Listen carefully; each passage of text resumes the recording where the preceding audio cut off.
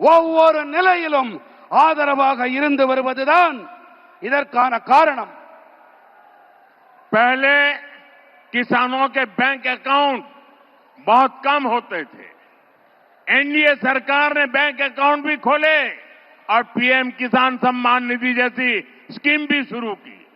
इस स्कीम के तहत अभी तक देश के किसानों को करीब 4 लाख करोड़ रुपए मिल चुके हैं। तमिलनाडु के लाखों किसानों के अकाउंट में भी 12,700 करोड़ रुपए भेजे गए हैं। முன்னெல்லாம் குறைவான விவசாயிகளிடம் மட்டுமே வங்கி கணக்குகள் இருந்தன. என்டிஏ அரசாங்கம் வங்கி கணக்குகளையும் திறந்து கொடுத்தது.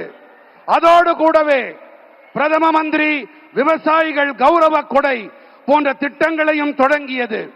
இந்த திட்டத்தின்படி இப்போது வரை தேசத்தின் விவசாயிகளுக்கு கிட்டத்தட்ட 4 லட்சம் கோடி ரூபாய் கிடைத்திருக்கிறது.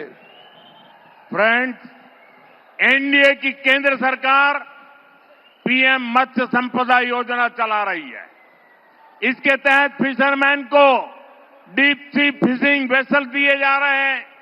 फिशरमैन को 50,000 किसान क्रेडिट कार्ड भी दिए गए हैं। நண்பர்களே, பிஜேபி என்டிஏவின் மத்திய அரசாங்கம் பிரதம மந்திரி மீன்வள திட்டத்தை செயல்படுத்தி வருகின்றது. இதன்படி ஆழ்கடலுக்குள்ளே செல்லும் மீன்பிடி படகுகள் அளிக்கப்பட்டு வருகின்றன.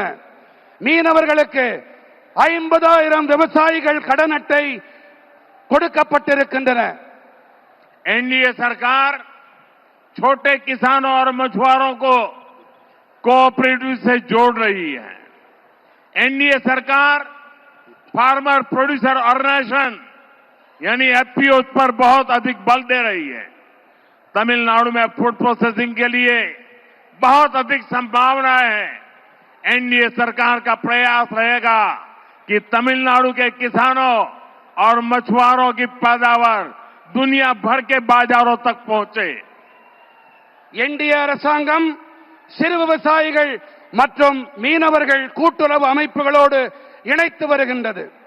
என்டிஏ அரசாங்கம் விவசாயிகள் உற்பத்தியாளர்கள் சங்கங்கள் அதாவது எஃபிஓக்கள் அவை மீது அதிக அழுத்தம் அளித்து வருகின்றது. தமிழ்நாட்டிலே உணவு பதப்படுத்தல் துறையிலே அதிக வாய்ப்புகள் இருக்கின்றன. தமிழ்நாட்டின் விவசாயிகள் மற்றும் மீனவர்களின் உற்பத்தி பொருட்கள் உலக சந்தைகள் எங்கிலும் கொண்டு சேர்க்கப்பட பிஜேபி என்டிஏ அரசாங்கம் தொடர்ந்து கடுமையான முயற்சிகளை மேற்கொண்டு வருகின்றது. फ्रेंड्स, विकसित तमिलनाडु बनाने में हमारी युवा शक्ति और नारी शक्ति की बड़ी भूमिका है। लेकिन यहां जो डीएमके सरकार है उसने हमारे यूथ को ड्रग्स और ड्रग्स माफिया के हवाले कर दिया है। यहां माताएं अपने बच्चों को लेकर बहुत चिंतित हैं। मां बाप अपनी आंखों के सामने अपने बच्चों को बर्बाद होते देख रहे हैं। ड्रग्स माफिया स्कूल और कॉलेजों को टारगेट कर रहे हैं। நண்பர்களே, வளர்ச்சியடைந்த தமிழ்நாட்டை உருவாக்குவதிலே நம்முடைய இளைஞர்கள் மற்றும் பெண்களின் ஆற்றல் இவற்றுக்கு பெரிய பங்களிப்பு இருக்கின்றது. ஆனால் இங்கே இருப்பதோ திமுக அரசாங்கம். இவர்கள் நமது இளைஞர்களை போதைப் பொருள் குற்றவாளி கும்பலிடம் ஒப்படைத்து விட்டார்கள்.